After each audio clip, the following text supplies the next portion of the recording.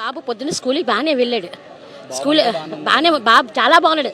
ఒక జ్వరం లేదు, జలుబు లేదు, జగ్గు లేదు, ఏం లేదు, బాగానే ఉన్నాడు. స్కూల్ బాగానే వెళ్ళిపోయాడు. 11:30 ఈ టైంలోని ఫోన్ చేయకుండా హాస్పిటల్ తీసుకెళ్ళిపోయారు వాళ్ళు. తర్వాత పిల్లలు చచ్చిపోయిన తర్వాత అప్పుడు ఫోన్ వచ్చింది మాకు, అంతే. బాబునైతే దెబ్బ కొట్టింది, పట్టుగానే పడిపోయాడు. అది జరిగింది. ఎవరికి ఇవ్వలేదు, ఫోన్ చేయలేదు వాళ్ళు, ఫోన్ చేయలేదు. ఇక్కడ తీసుకొచ్చేవాడికి బాబు చనిపోయాడని చెప్పారు. మాకు తెలియాలి ఇప్పుడు అదంతా. ఇప్పుడు కొట్టలేదని ఇప్పుడు దాకా అబద్ధాలు ఆడారు. ఇప్పుడు ఆ అబ్బాయి అయితే బాబు చనిపోయాడు ప్రణయ్. వాళ్ళ అమ్మ నేను ఇద్దరు మార్కెట్కి వెళ్తే ఫోన్ ఒక్కసారి వాళ్ళ నాన్నకు కానీ వాళ్ళ అమ్మకి కానీ ఇద్దరికి ఫోన్ చేయలే. ఆ స్కూల్ కింద ఉంటారు మంగరాజ్ అని, ఆ అన్నీ చెప్తే ఈ విషయం తెలిసింది. వేరే స్కూల్కి వేరే హాస్పిటల్కి తీసుకొని వెళ్ళారు. అక్కడ తీసుకొని వెళ్తే ఈ సీరియస్గా ఉంది, ఇక్కడ తీసుకొని రానంటే ఇక్కడికి వచ్చేసరికి వీళ్ళేమో చనిపోయాడు అనేసి ఇక్కడికి వచ్చి లోపల డాక్టర్ చెప్తుంది అక్కడ పల్స్ లేదమ్మా, హార్ట్ బీట్ లేదు, ఏటీ లేదు అని చెప్పేసి. ఏం జరిగిందో చెప్పట్లేదు. ఆవిడకి మేము స్కూల్ టీచర్ వచ్చిన తర్వాత నేను అడిగాను ఏంటి ఏటయ్యింది అని. నేను మా చెల్లి ఇద్దరం అడిగితే నేను కొట్టలేదు. మరి వీడియోలో ఉన్నది ఎవరండి కొట్టేది కదా, మరి లోపల దాన్ని ఎలా ఉంచారు? మరి తీసుకురావాలి కదా. మా పిల్లలు రోడ్డు మీద చచ్చిపోయినోడు ఇక్కడ రోడ్డు మీద ఉంచేస్తే దాన్ని ఏసీ రూమ్ లో ఉంచుతారా? అది ఎంతవరకు కరెక్ట్? మళ్ళీ మేము వచ్చారు కడితే ఆ టీచర్ని మా వాళ్ళు అందరూ గట్టిగా అడుగుతున్నా, నేను అమ్మ ఏమైంది, ఏం జరిగింది చెప్పండి, మీరు జరిగితే అప్పుడు మేము ఏదో చేస్తామని అంటే నేను కొట్టలేదు, నేను ఏమీ చేయలేదు, ఆ అబ్బాయి నేనేం చేయలేదు, నేను పట్టుకొని ఎందుకు హోంవర్క్ చేయలేదంటే నా మీద పడిపోయాడు అని ఆవిడ చెప్పింది. ఇప్పుడు దాకా అదే మాట మీద ఉన్న ఆవిడ వీడియో రాగానే లోపలికి వెళ్ళిపోయింది.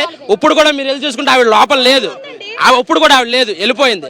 కానీ ఇప్పుడు మా బిడ్డకి జరిగిన అన్యాయం ఏ బిడ్డకి జరగకూడదు. ఎందుకంటే అన్యాయం జరిగిపోయింది కాబట్టి ఏం జరగాలన్నది తక్షణమే నిర్ణయం మీరు తీసుకున్నా, మమ్మల్ని తీసుకోమన్నా దానికైనా మాకు న్యాయం జరగాలి. కానీ జరిగిన అన్యాయాన్ని చాలా తీవ్రంగా ఖండించాలి. ఈ స్కూలే కాదు, వైజాగ్లో కాదు, మొత్తం ఏపీ తెలంగాణ అన్ని ప్రైవేట్ స్కూల్లోనే ఇలాంటి పిల్లల మీద ఇంత దారుణంగా చేసే ఈ యొక్క తప్పుని ఏ టీచర్ కూడా చేయకూడదు. చెయ్యొచ్చు నెమ్మదిగా చెప్పినంత వరకే. ఆ వీడియో చూస్తే కళ్ళు ఉండవు. అంత బాధగా అమ్మాయి వద్దు నేను చేయలేదు, అబ్బాయి మొత్తుకుంటున్నా వినకుండా అబ్బాయి మీరు వీడియో చూస్తే మనకే కళ్ళు తిరిగి చమర్చిపోతాం. అంత వీడియోని ఏ ప్రైవేట్ స్కూల్ వల్ల జరిగిన అన్యాయాన్ని ఆ అబ్బాయి జరిగిన అన్యాయాన్ని తల్లిదండ్రులకి న్యాయం చేయాలి. ప్రతి బిడ్డకి న్యాయం జరిగేలాగా మీరే చేయాలి. ప్రెస్ కాబట్టి చెయ్యండి ప్లీజ్ అండి. నాకు పిల్లలు ఉన్నారు, చాలా బాధ. ఇప్పుడు ఆ పిల్లకి ఎవరండి తీసుకొస్తారు? చాలా తప్పండి. చాలా బట్టలు ఇప్పుడు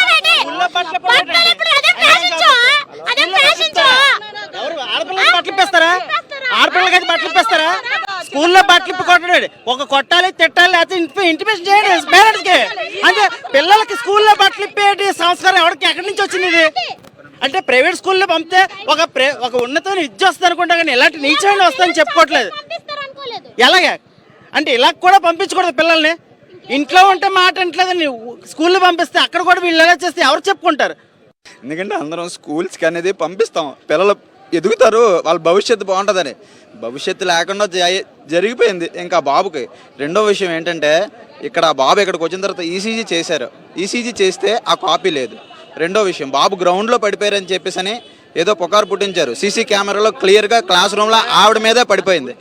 మూడో విషయం ఆ బాబుని కొట్టలేదని టీచరు అబద్ధం చెప్పిన తర్వాత ఇన్ కేస్ వెంటనే మా తాలూకా బావ అక్కడికి వెళ్ళి సీసీ కెమెరా సాక్ష్యం తీసుకున్నారు కాబట్టి సరిపోయింది. ఏవైనా సీసీ కెమెరా సాక్ష్యం లేకపోతే మా బిడ్డ ఎందుకు చనిపోయాడో కూడా రోజు ఆలోచించుకోవాల్సిన అవసరం వస్తుంది వాళ్ళకి. పోస్ట్ మాస్టర్ చేయడానిక, పిల్లల్ని చూడడానికి తల్లిదండ్రులకి ఇది లేదు. కనీసం ఎలా చనిపోయాడో కూడా తెలియకపోవడం అనేది తల్లిదండ్రులకి అంత పెద్ద బాధ ఇంకొకటి రాకూడదు. దయచేసి మీడియా వారు పట్టించుకొని దీనికి తగిన న్యాయం చేయాలి. ఆ తల్లిదండ్రులకే కాదు, పిల్లలకు భయం చెప్పండి. మాకు మా టీచర్లు చిన్నప్పుడు చెప్పారు ఆ రకంగా. కాబట్టి మీరు ఏ విధంగా చేయాలి, ఏ విధంగా చెప్పాలి. చదువు అనేది ప్రతి మనిషికి అవసరం. వివేకం కోసం చదువు అవసరం. చదువు లేకపోతే ప్రపంచం లేదు.